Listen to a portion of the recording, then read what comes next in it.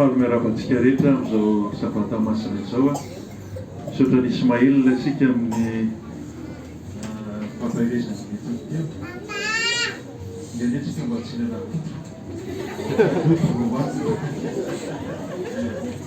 mafinaritra le tantara ny tompoteo a ho lesona lehibe ho antsika menakafana izany a misy ny fihinana ary misy ny tsy fihinana.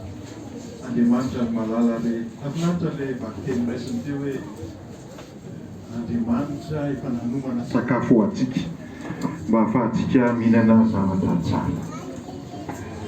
Fetin'ireny androany a mihodina amin'izay fankalazana ny fetin'ireny izay zany a ny fotoanantsika zao maraina zao a sy amin'ny rariva. Misy zavatra anankiray izay azo atao hoe isorana ny gouvernemanta, tsy ny gouvernemanta eto Madagasikara ihany fa ny gouvernemanta maneran-tany a dia nanasiny daty anankiray ao anatin'ny taona ankalazana ny fetin'ireny. Misy fetin'ny fahaleovantena, misy fetin'ny maty, misy fetin'ny mpifankatia. Ino zany fetin'ny mpifankatia zany? Firy ny daty? Magaka fa haitsika rehetra zany haitsika rehetra mihitsy hoe fetin'ny mpifankatia dia ino? Famen'Andriamanitra fahendrenako ny fanjakana hoe asiana fety ho an'inona? Ho an'ireny. Misy mieritreritra fa hoe zany fetin'ireny zany dia fetin'izao tontolo izao zany, fetin'ny mpanamboly zany, fanaterana kadô zay tsy manana kadô, fetin'ny mpivarotra zany mba malafo zavatra be dia be amin'izay. Fa mendrika hanovana fety ve ny reny?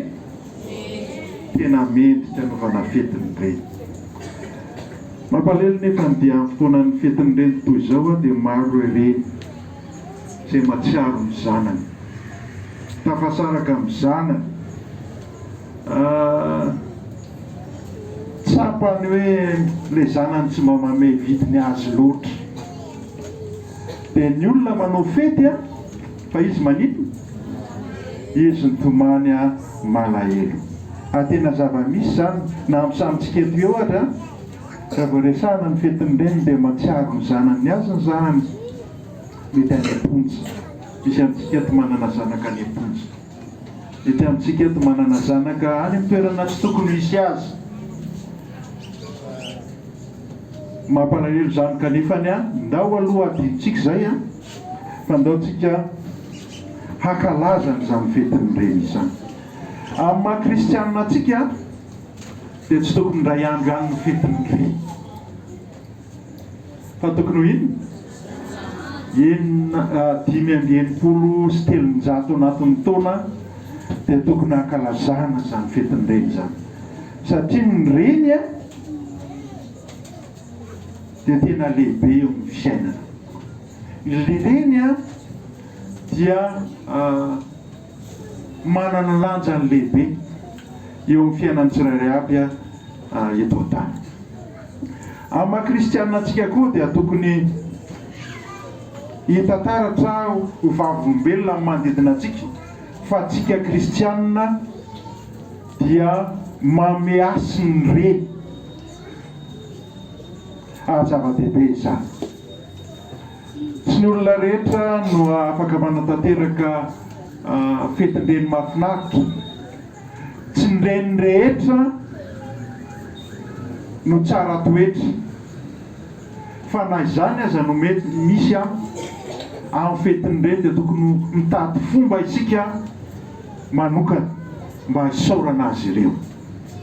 Saorana aneny satria mendrika handray fety, hanaovana fety ny reny. Misy an'izao teny malaza zao hoe amin'ny andro izay haverezana ny reny a dia lasa antitra tapoka. Marina ve zany sa tsy marina? Rehefa maty ny reninao a dia antitra tapoka ianao. tenanay zao dia nandalo tamin'izany tamin'ny fahatanoranay zay no maty ny reninay ary zavatra tena ngeza be lasa niova mihitsy ny fiainana raha vao maty le reny ngeza be zany ary lehibe mihitsy zany eo amin'ny fiainana ny mahatsiaro any reny mendrika ankalazaina ny reny. Iza reny anaran'ny vehivavy voalohany indrindra teto an-tany taorenan'ny famoronana inona ny dikany hoe Eva? Inona ny dikany hoe Eva? Inona ny dikany hoe vehivavy? Eva? Inona ny dikany hoe Eva? Raha nametraka io anarana io i Adamo dia mety zao tao anatin'ny sainy hoe avy amin'ity vadiko ity no ingain'ny aina rehetra izay andiby ara-meno amin'ity tany ity. Avy amin'ity Eva ity no isian'ireo reny rehetra izay aina ahatonga fahavelomana amin'izao tany misy antsika izao. Ny fiainana rehetra, ny zava-misy rehetra dia miainga avy amin'ny reny. Raha tsy teo ny reny dia tsy misy tsika menakavy. Ka tsara omemboninahitra mena ny haja misy azy ny reny. Ny Baiboly dia voafitina amin'ny teny hoe tiavan'i Jehovahandriamanitra ao amin'inona? Amin'ny fonao rehetra, amin'inona?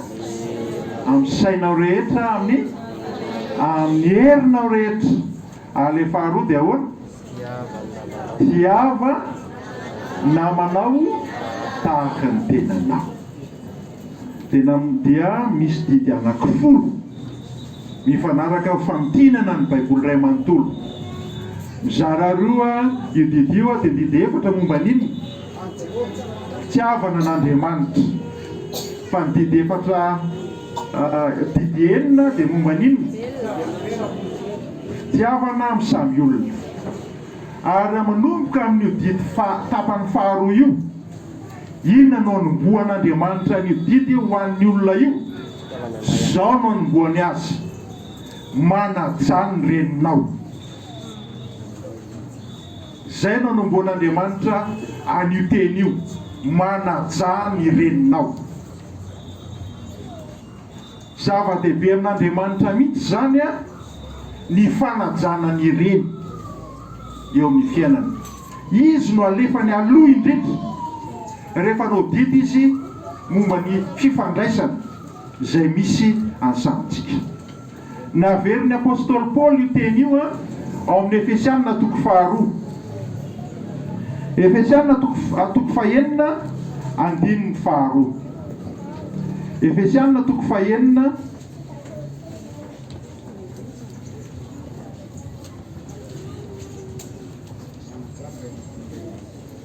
andininy faharoa. Vakitsika amin'ny anaran'i Jesosy mba mangina kely zany ny ray amin'ity fa fetin'ny reny izy ity. Manaja ny reninao, fa izany ny didy voalohany misy inona ny teny fikasana. Manaja ny reninao fa zany hono ny ahoana ry zany soa. Manaja ny reninao sa mba manino teny zany hono teny misy inona? Teny fikasana. Dia inona avy ireo teny fikasana ireo raha manaja any reny ianao? Inona avy ireo teny fikasana ireo? Andininy fahatelo. Mba inona hony? Mba hita soa ianao sy maro andro. Mba hita soa ianao sy maro andro.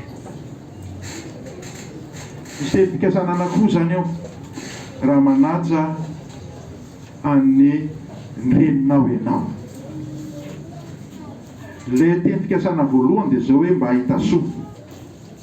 Raha amin'ny teny frantsay izy dia ozy izy hoe mba ho sambatra ianao. Raha te hita fahasambarana ianao zany dia ahoana? manaja omeo aja niny. Eo amin'ny tantara dia tsy misy vanim-potoana hitadiavana fahasambarana ohatran'izao fotoana izao ngambany. Miasa mafy ny olona, mitady vola, mitady fomba rehetra mba ho inona, mba hanino, mba ho sambatra. Zany mitady ny fomba rehetra mba ho sambatra.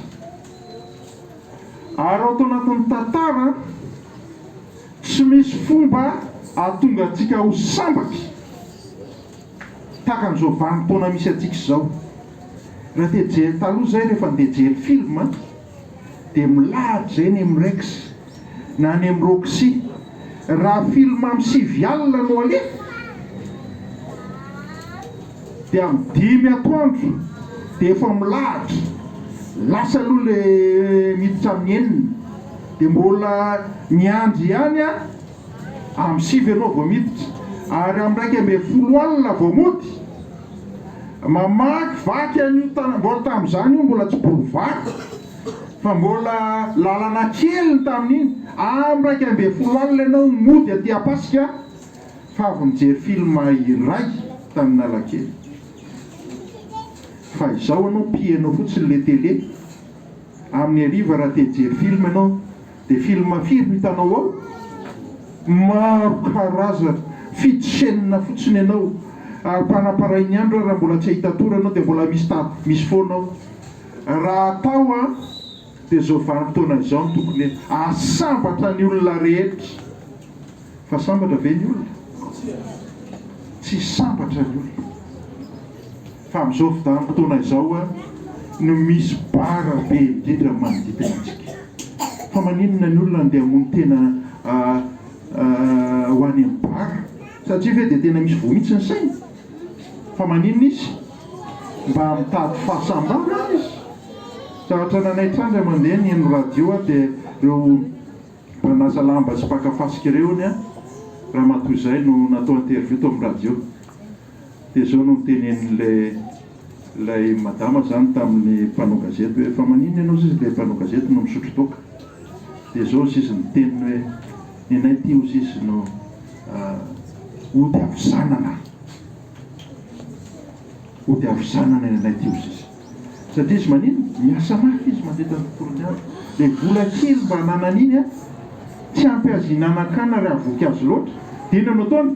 Vonony amin'ny alalan'ny toka le anohanana zavatra kely iny miteny consommation kely no ataony dia vita. Dia mahatsaro iny izy sambatsambatra ery izy. Na dia ao anatin'ny vanim-potoana ahafahantsika ho sambatra ary tsika dia tsy mahatsiaro sambatra isika. Asa mety misy ifandraisany amin'ity tenin'Andriamanitra ity ilay izy hoe manajany rainao dia aninona ianao? Ho sambatra ianao. Tsy mila manao zavatra ngeza be ianao. Andriamanitra no miteny an'izany. Fa raha manaja ny reninao ianao, mameasiny ny reninao ianao, dia aninona izy? Andriamanitra miantoka an'izany. Miantoka ny ahasambatra anao raha manaja ny reninao ianao. Tapany faharoa. Ahoana ilay tapany faharoa? Mba aninona hony? Mba ho maro andro ianao. Mba ho maro andro ianao. Mba azao no iray tenenana ny diamazy. Mba ho maro andro eto an-tany ianao. Mba ho ela velona ety ambonin'ny tany ianao.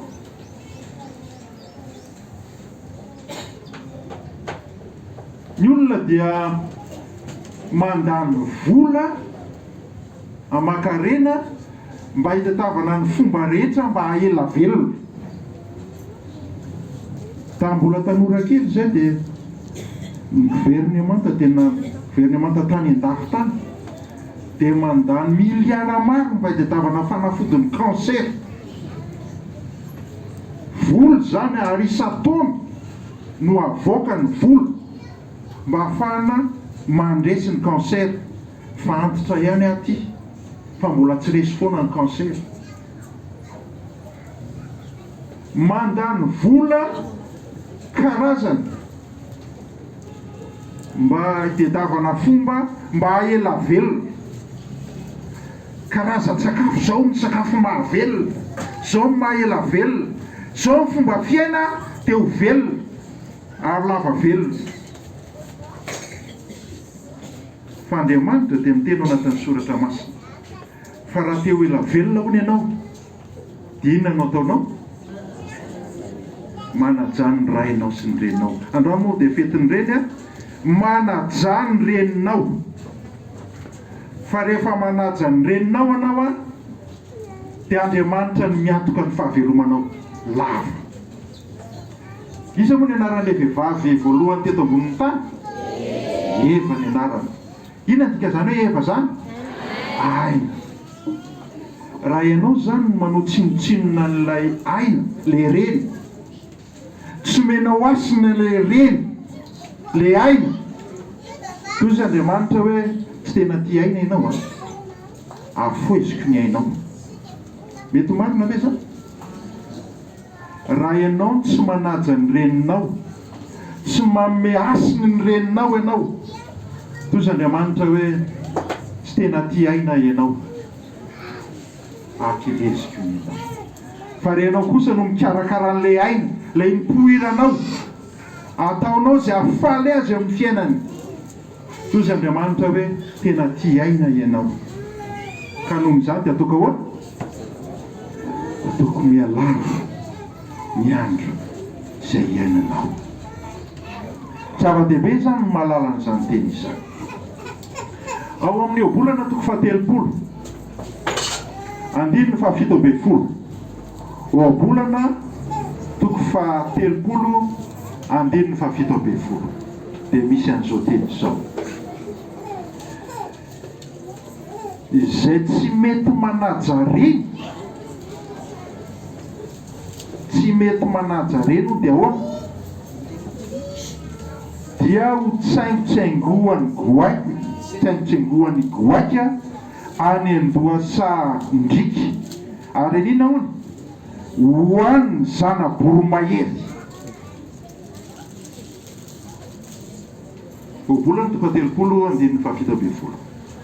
Amin'ny misy dia zao no ataony: ho pitsirin'ny goaika ndrika ny masony, ary hoan'ny voromahery ny tenany. Raha tsy maninona izy? Raha tsy manaja ny reniny.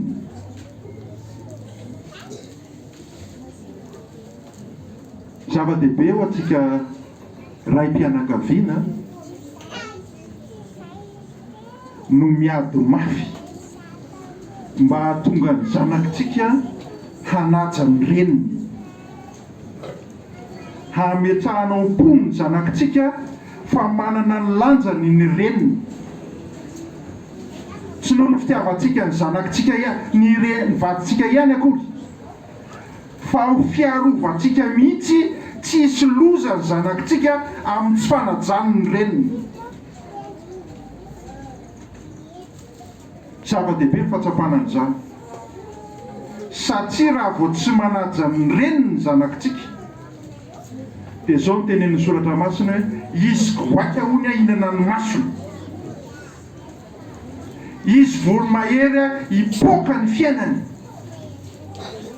Ka ho fiarovantsika ny zanakitsika sy ho tiavantsika ny vaditsika dia tokony andraikitsika raim-pianakaviana no manao izay hanajan'ny zanakitsika ny reniny. Zava-dehibe ny fahatsapana an'izany. Nahoana mila atao ny fetin'ny reny? Misy olona malaza anankiray betsaka amin'ny tanora mety malala an'izany, mety tsy malala koa, efa eny fanomboka nafantatra izy, nataon'izany hoe Bill Gates zany. Misy malala hoe zany Bill Gates zany, mba hatsangana amin'ny tanana hoe misy maromaro vitsivitsy. Tamin'ny fatamin'ny Reny vao afaka baka tamin'izany dia nanana faniriana hoe andeha hanao informatika dia nisy ordinateur zay teny tanymena. Misy ordinateur teny tanymena dia mba nalala namana zany hoe zay mba maniry asa amin'ilay IBM ao an-tanymena mba andeha ao. Fa ny ordinateur misy an'izany tao tanymena zany dia ordinateur ohatrany tia be ny zary ty nisy azy trano be no misy an'ilay ordinateur. Ka amin'izay nandeha nianatra tany Ampitan-dranomasina dia mba nanao informatika zay deuxième année tamin'izany dia ampiasa ordinateur voalohany fa rihana ray manontolo feno no ordinateur anankiray, rihana ray manontolo no ordinateur. Fa ty Bill Gates ity manampaizana izy dia namorona izy ordinateur tafiditra ao anaty boaty anankiray. Tsy rihana intsony zany, tsy efitra anankiray fa boaty anankiray no isin'ilay ordinateur. Ary zao ilay ordinateur efa portable, efa entintsika mandehandeha. Gaga ny olombelona nahita an'izany lay trano be zany feno machine mba ho ordinateur dia lasa ino boaty kely anankiray sisa. Fa misy zavatra mahagaga lavitra moan'izany, famoronana lavitra be moan'izany dia ny amoronany reny zaza ao an-kibo ao anatin'ny 5 volana. Asa na mba tsapatsika izany zavatra zany, tsy tsapatsika. Ny reny dia mamorona zavatra sarobidy indrindra eto amboni'ny tany ao anatin'ny 5 volana isa ao an-kibo. Tsy mba misy mitabataba izany, tsy mba misy makalaza izany hoe tena zava-dehibe ohatrany Bill Gates. Reny dia ankalazainy mpanambola be maneran-tany. Fa ny reny dia namorona ny zanany tao an-kibo indrindra ny 5 volana. Tsy vita namorona ny zanany izy, fa ny reny kio dia mame fiainana ho an'ny zanany. Tsy izao ro ankizy ireo, tsy izao isika ireto raha tsy teo ny reny. Zava-dehibe ny fahatsapana an'izany. Tsy fiainana eto ihany no manony reny, fa ny reny kio no manomana fiainana mandrakizay ho azy, ho an'izy, ho an'ny zanany. Tsy fiainana eto ihany. Ny reny alohan'ny mpampianatra ny leçon sekoly sabata, alohan'ny paster, alohan'ny rainy aza no mamola vola sady ny zanany, na dia mbola ao an-kibo aza ny zanany ho amin'ny fiainana mandrakizay. Tsy hamelany io zanany io na dia lehibe tahaka n'inona aza raha tsy tonga ny any amin'ny fiainana mandrakizay. Mendrika anie zany. Tsika lehilahy indraindray natao hoe ndao mba hanao fimenana maraina, somary iradreraka aza mba atovinareo ao fa ny reny dia tsy mamela mihitsy raha tsy atao ny fimenana maraina ao an-trano ho an'ny zanany, ny fimenan'alina ho an'ny zanany. Mendrika ny reny satria tsy fiainana tsotra ihany no men'ny zanany, fa ny fiainana mandrakizay mihitsy no tsy hamelany raha tsy tonga amin'izany ny zanany. Ny reny koa dia manome ny fiainany mihitsy ho an'ny zanany, manome ny fiainany ho an'ny zanany, mafoy momba azy. Misy firy moa ireo renim-pianakaviana izay nandia fianarana, nandany vola, nandalo eny-tsay mba nianatra tahaka ny lehilahy, fa najanony daholo za fa nanino izy hitaiza ny zanany izy, satria lehibe loatra amin'ny zanany. Nafony momba azy mba ho an'ny zanany. Ary zava-dehibe ny anaovana fety amin'izany renim-pianakaviana izany. Ao amin'ny obolana toko voalohany andininy fahavalo,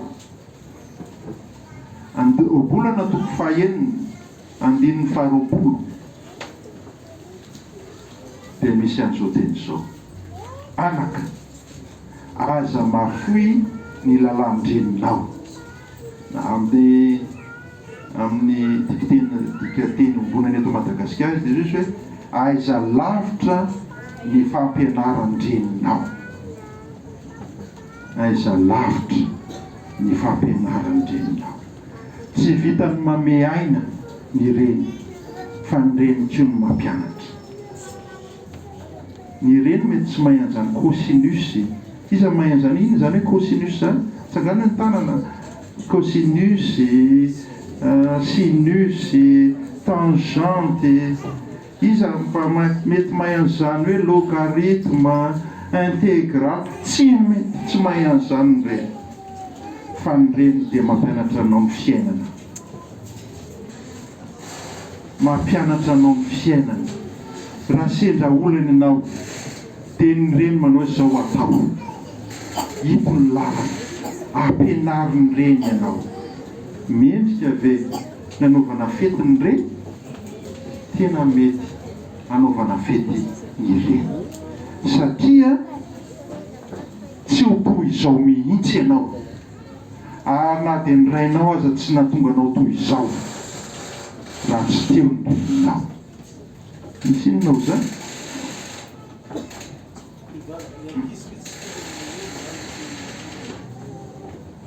Zay zany hoe fa maninona no ataony fetiny reny. Fa maninona no tokony asantatra ny reny. Tsy misy olombelona sarobidy eto ambonin'ny tany. Tsy misy sarobidy.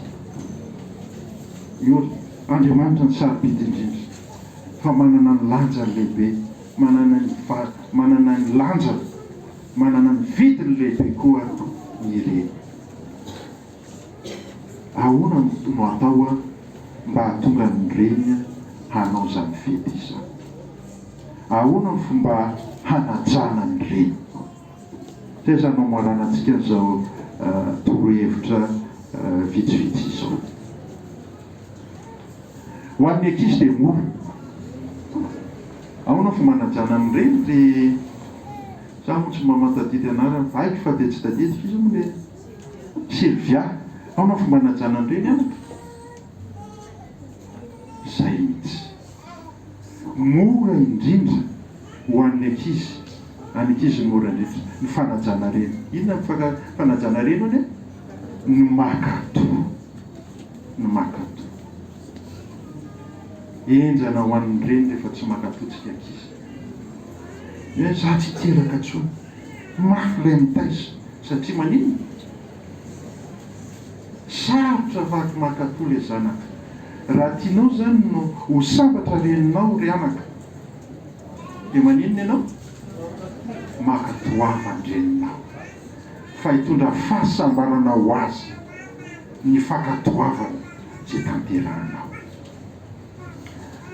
Ho antsika lehibe, inona indray no tokony atao raha manana reny ianao? Inona no tokony atao mba entinao hanajana ny reninao?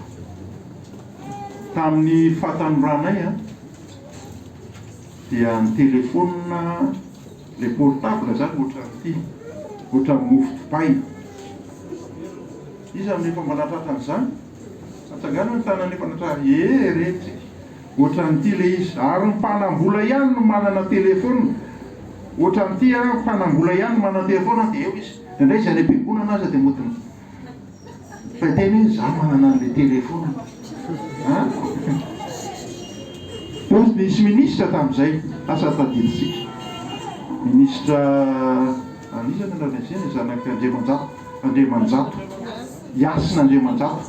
Niteny izy tao amin'ny radio hoe afaka fotoana fozy izy dia mivarotra anana telefona. Fa tamin'ny teny an'izany izy tsy nino zahay. Ahoana moa mahafahan'ireo mpivarotra anana rehetrarehetra io anana telefona? Fa amin'izao fotoana izao tsisy tsy manana telefona. Marina sa tsy marina? Ary ny reninao dia manana telefona. Atsoy reninao. Aiza vela irery any izy. Atsoy izy. Faly ery reninao rehefa miresaka aminy ianao. Milaza momba anao. tena na dia lehibe azy ianao mbola liana aminao ny reninao, mbola liana amin'ny fiainanao izy, miresamy mandefasa atso telefônina matetika izy. Zany dia fanajana ny reny, aiza vela irery ny reninao. Fomba anankiray koa fanajaran'ny reny, raha hitanao fa sahirana rabola reninao, inona ny tokony atao? Toano izy. Misy olona izay manana reny, ny olona ny ivelany tena miatra azy. Fa le zanany manao ahoana? Mialangalana, mafy ny fiainana. Fa raha teo lava velona ianao, dia ahoana? Manajany reninao. Midira an-tsehatra mba tsy hahatonga an'io reninao io ho fadiranovana. Fa zava-dehibe ny fahatsapana amin'izany, ny fidirana amin'izany. Tsy tokony hitady isika fialana. Ary ny Baiboly dia manizingezina antsika fa adidintsika mihitsy ny mikarakara, indrindra ho an'ny renitsika izay matifaty,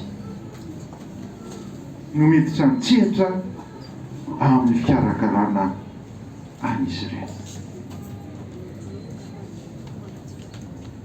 Misy zavatra anankiray koa ny asa efa hitako loatra tamin'ny fiainako. Zavatra anankiray ho ny tena mahafaly ny reny dia ny mahita ny zanany rehetra mitombo manodidina azy. Marina ve zany? Tena marina zany. Hitako tamin'ny vadiko zany, tena natsiaro narary mihitsy izy hoe lavitra azy ny zanany. Ary faly ery izy, vao naka sary voalohany izy tany ampitan-dranomasina, tena ilainy ny zanany. Ny reny dia faly rehefa eo daholo ny zanany. Ary tsy misy mandratra ny reny tahaka ny maheno hoe miady ny zanany. Marina zany sa tsy marina? Ary adidinao raim-pianakaviana, adidinao zokom-pianakaviana no mitady ny fomba rehetra mba hamorina ny mpiray-tampo, hamorina ny fianakaviana eo an-tongotriny eny, ary manao izay ilamina ny zavatra rehetra mba atony asambatra amin'iny. Zany koa dia fanajana reny, hamboary ny zavatra rehetra mba hahatonga ny reny amin'iny ho sambatra. Betsaka ny zavatra azo resahana. Isika rehetra dia afaka mitady fomba, fa ny zavatra azo lazaina dia izao: azonao atao ny mahasambatra ny reninao, azonao atao izany. Farany, mino aho, ary eo anatin'ny saiko dia mieritreritra hoe misy olona amin'izao fotoana izao tena marary izay fa tonga ny fetiny ireny. Eo antsika hivavaka ho an'izy ireny, fa mendrika ny hita fety sy faliana koa izy ireny. Araka hitsangana antsika hivavaka.